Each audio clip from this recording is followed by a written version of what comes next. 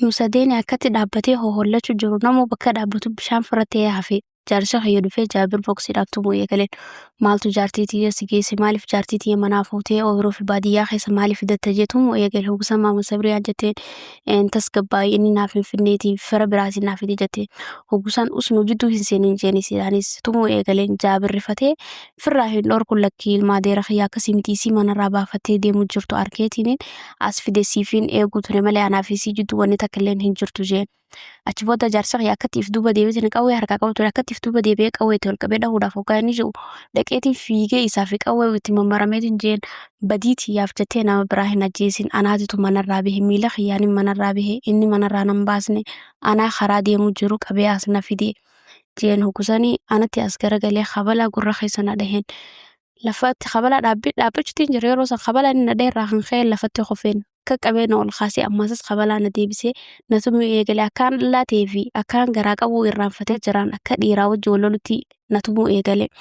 Achi booda qabee rifeensa kiyya akkatti na harkisaa hulaa makiinaa banee makiinaa keessatti ol na darbee shir jeeninis kursii gaabbinaarra taa'ee makiinaa fuudhee kute osoo maama sabriyaa fi jaabiracha dhadhaabbatanii kaanee biraa qonne nuti.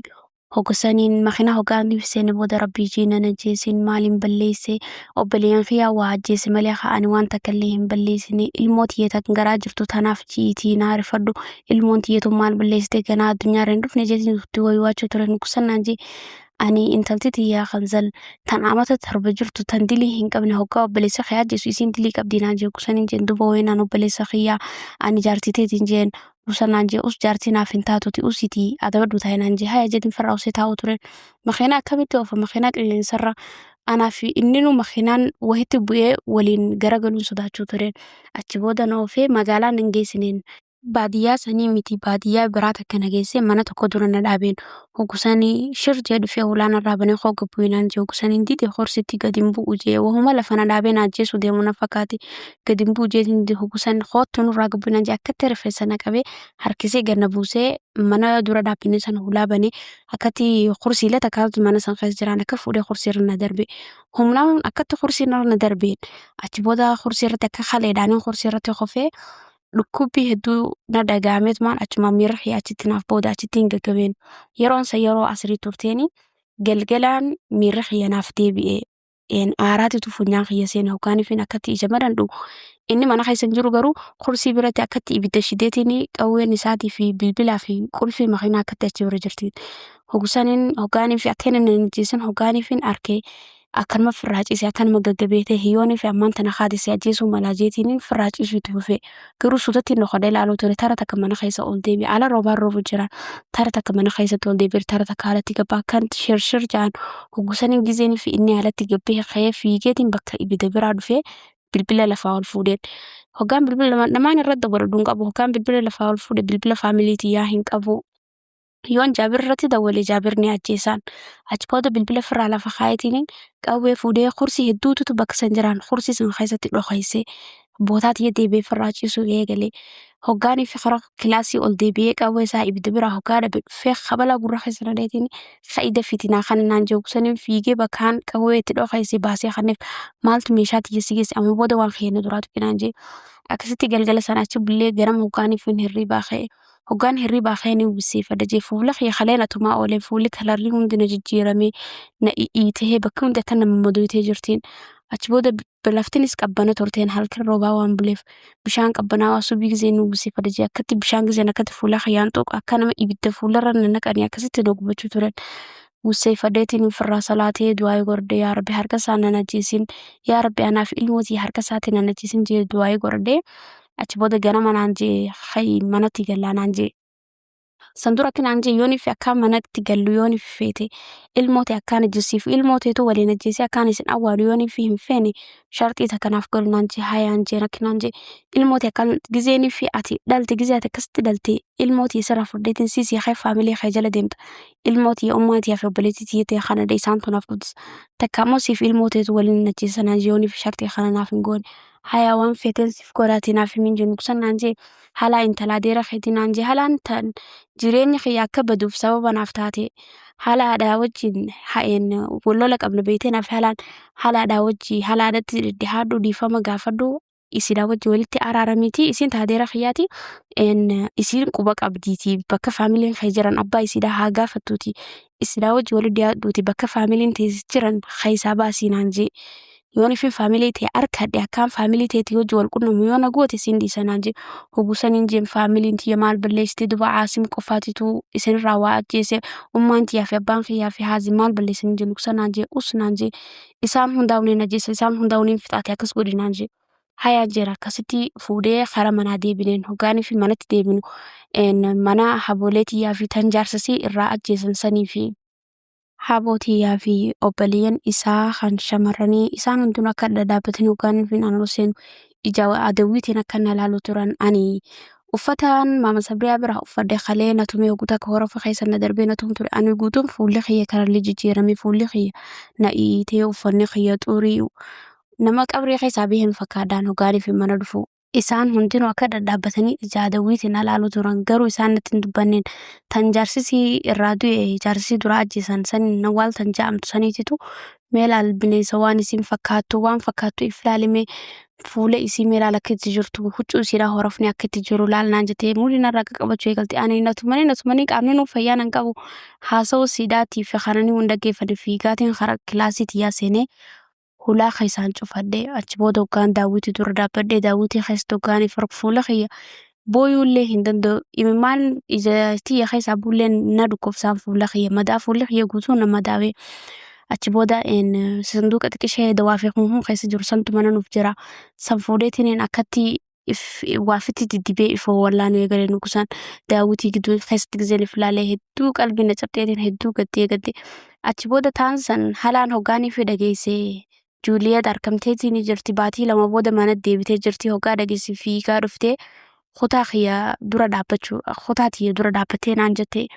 meelaal waan isin fakkaattu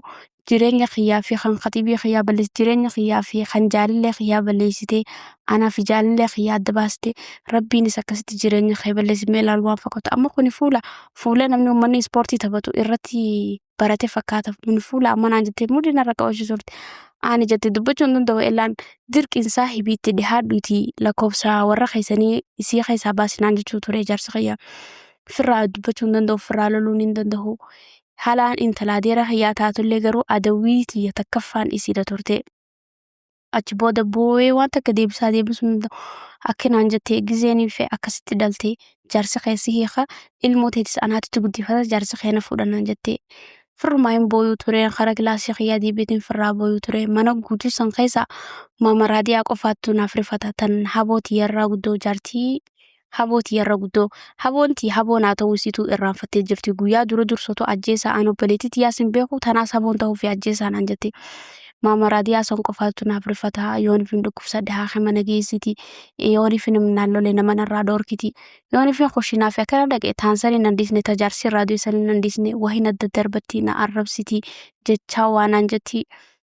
halaan tunis gizee hunda mana dhufuu turtee nuqsanii shake halaan maaliif gizee hunda mana dhufaa oolti jee gizee hunda dhufti kutaa jaarsa kiyyaa seenti jaarsa kiyya gizeen ani manatti deebi'ee booda kilaasii kiyyarraa guure kilaasii biraatii jiraataan achi booda kilaasii isaa sasseenuu turtee gizee hunda isii kutaa sanseentee kutaa sanirraa baatuun arga niin shakkeen guyyaa takka isii kutaa sanseentu harkeetiin kutaa jala dhaqee dhaggeeffachuun eegalee waan isii wajja haasuutu kusan jetteen Caasim kan obboleessa isaatii fi abbaa isaatii fi ilmoo isaa irraa ajjeese obboleessa kiyyan bakka inni jiru anaatitu beekamu caadeera isiiti beete bakka inni jiru anaatitu beeka anaatitu siif fida garuutu sharxiin qaba jetteen hayaa jee waan ati feetu hunda siif hin godhaati bakkuma inni jiru qofa naaf himii jeen jaarsa kiyya huggusanii jetteen Juliet firraa hiiqi gize isin ilmoo akkasitti dhalti Juliet firraa hiiqi ilmoo isiidhaa anaaf kanni ana fuudhi jetteen bakka Caasim jiru anaas si garsiisa anaatitu Caasim shirqoolee bakka ati feetutti anaatitu siif fida jetteen huggusan hayya hangasuma qofa hayya siif hin godha jetteen ani hoggaanii fi jecha hangasan dhagahee rifaatu yeroo san baatii jahaa fi akkanaan jiraan ilmoon tiyya baatii jahaa fi akkana jirti yeroo sanii ilmoon tiyya sososohuu eegaltee hogguma sanii haadhaan na dhagahamuu eegaleen kaniifin ani ganaan dhalin ilmoon irraa fuudhoo walii tashatan guyyaanii fi haala fi jaarsa kiyya akkas waliin jedhan sanirraa kaasee haalaan guyyuu mana san dhufuu turte akka nama mana san jiraatu akka nama warra mana san keessaa haala kaa'amutti guyyuu mana san dhufuu turteen. Osuma akkanatti jirru ani gaddaa fi imimmaan wajji firate gizee takka takka kutaa mamaraadiyaa dhaqee boo'ee nama biraan qabu isumattiin boo'ee wayii waadda. Jaarsi kiyya nan dubbisu kilaasii kiyyarraa guuree jira. Guyyaa lama gizeenii fi jidduu bihee guyyaa sadaffaa dhufeetiin akka qabeen illee lakkoofsa warra keetii fidi naan jaa kusaniin jaa lakkoofsa warra kiyyaa hin agarree barbaaduutiin jira. Osuma akkanatti jirruutiin baatii sagalaffaa seeneen guyyaa takka osumaanii fi kushinaa keessaa waa fudhachuudhaaf kushinaa dhaqee nawwaaltu naan rabsu turte lallabdee ani deebisaa hin deebisuuf garaan kiyya miitira lama akkana na dura jira. Ani ifiin jiru dhiiroo kanii fi ulfa duraa maaliif garaan akkanatti si guddata ulfa masettuu natti ulfaataan garaan maaliif akkana ifiin jiru isii naan lallabu jirtu naan rabsu jirtu jaarsi kiyya dhagaheen hogusanii loleenii jeen maal irraa feete namni waa ajjeese isii miti obboleessiitii waa ajjeese isiidhaan maal jette jeenii loleen. Amma booda itti dubbachuun dandeessu isiidha dubbatu sin argin jeen hogusanii nawwaal ajaa'ibdee akka laaltee ajaa'ibdee dhiiroo jaasiruu nama biraati jettee anuuniin ajaa'ibeen arraanta na rahmanni jaarsa kiyya seene kun maali jeetiin ajaa'ibe yeroo sanbaatii sagal fixuutiin jira tureen. Achi booda nawwaaltuun amma dura seenaa gaazeen dura eegalu isinimee ture garaa qabdi ture gizee jaarsi isii irraa duuri faatuuf isanii wajji ta'uun beeku gizee dhaltuu ilmoon isiidhaa duutu turte ilmoo duutu dhalteen san dura dhalaa lamaa qabdi ijoollee dhalaa lama qabdi mana jiraniif gurguddoo taasidaffaatillee dhalaadhaa garuutu irraa duuteen hogizee hunda naan jettu ilmoo ta'e rabbis irraa haa ajjeesu sababa keetitti ilmoon tiyyanarraa duute sababa keessanitti ilmoon tiyyanarraa duute jettee gizee hunda ilmoo tiyyata garaa jirtu abaartu. Osuma akka jirru baatiin seelantii dhumtee cimamuu na qabdee guyyaa takka mana haakimaa nageessanii hoggaaniif hin dharu lakkuu lama ijoollee dhiiraa lakkuu lamaa dhalee ani gizee hunda garaan maaliif akka inni ulfaata kaniif ulfa duraatiin jechuu turan laallakuun garaa qaba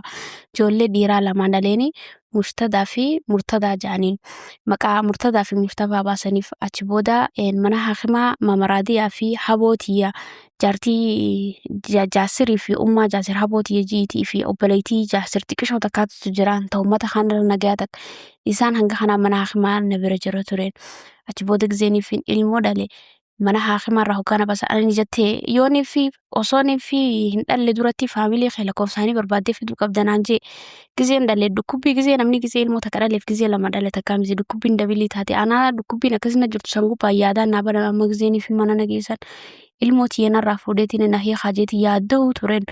Achi booda yaa rabbi islaamanuma haakimaa kana keessa na dhiisanii na baasuu baatanii jeetiin du'aa qorachuu ture achi booda na baasanii mana haakimarraa mana nageessan gusaniin boo'ee jaasir naaf yaamaa jeetiin boo'ee gusan dhufee naan jee maal feeta naan jee gusaniin jeen jaasir rabbiin si qabeetii ilmoo tiyyanarraa hin fuudhin guddifachuun fada illuma hanga amma takkaa qofaan harma kannaafitinarraa hin fuudhin jeetiin itti boo'ee gusan naan jee tasgabbaa'ee ilmoo namis ilmoo sirraa fuudhus hin jiru namni lakkoofsa sirraa fudhullee hin jiru ilmoo tee lamaan guddifadhu naan jee ilmoo tee si duraa hin tuqu faamilii teetis amma hin barbaadu naan jee yeroo dura aaraan itti qabaafin isaan hundi barbaadu ture amma isaan hundi hin barbaadu caasim qofaa yoo hin fin arke ajjeesaati ati namni lakkoofsa sirraa fudhus hin jiruti nagayaan ilmoo kee guddifadhu naan jeen. Osuma akkanatti jirru yeroo deemtu guyyaa takka osumaan 40 keessa jiru osoon 40 hin bahin mamaraadiyaan dhuftee bilbila na kanite naan jette ummaateetitu dubbisuuf fadhaatii sidaatu bilbila keessa jira dubbisinaan jette kusanaan jette namni takka illee akkas hin dhageenye namni takkatti hin hulaa keessaan cufadhuti dubbisinaan jette haya jeetiin hulaa keessaan cufadhee daqiiqaa 30 guutuu ummaateetti boo'eetiin eegas booda dubbadhee dubbise maaliif na dhiistanii deemtan addunyaa irratti azaaba harkee maaliif akkana na goota yoo baafattan ana maaliif nan fudhatin ana nan dhallee maaliif na dhiistan jetti boo'ee kusan ummaantii naan jette wanni hundinuu jarjara taate si fuudhuu dhaqqabne naan jette achi booda ummaatii dubbisee abbaa kiyya kanaa jeene abbaa kiyya yeroo san ni dhukkuba tureen isaa sakaraa taatiin dubbiseenii obboleessa kiyya haaziminaa kananii haazim dubbisee ana haazim dubbisee haasimoo jeen hayya itti siif kanina haasimitti naan ja'anuma hulaan kilaasii kiyyaa dadhahamte Gusaniin bilbila dhaamseetiin akka nama morma keessa ka'ee hulaa baneen akka nama ijoollee tattafachiisu jiruuf godhe hulaa banee jaarsa kiyyaatti dhufeen jaasir hulaa irraa banee hulaa ol seenee naan jee har'a maaliif hulaa keessaan cufatan naan jee ijoolleen tattafachiisu jira jeeniitumaan dhufee siree irra taa'ee innis ijoollee naa wajji tattafachiisu tureen. Bilbila narratti deebisanii bilbilli dawwalame bilbilan qabu innis bilbila akkaan hin qabne ni beekan bilbila morma keessaa gisee bilbilli dawwalame fiigee dhufeetuma bilbilan irraa fuudhee bilbila qabdaa faamilii kee dubbistaa naan jee bilbila fuudhee Khasis bikararra khayan hukumasan hello Haasimi naan jee Haasima kan musiibaa tana hunda isaatu sababa isa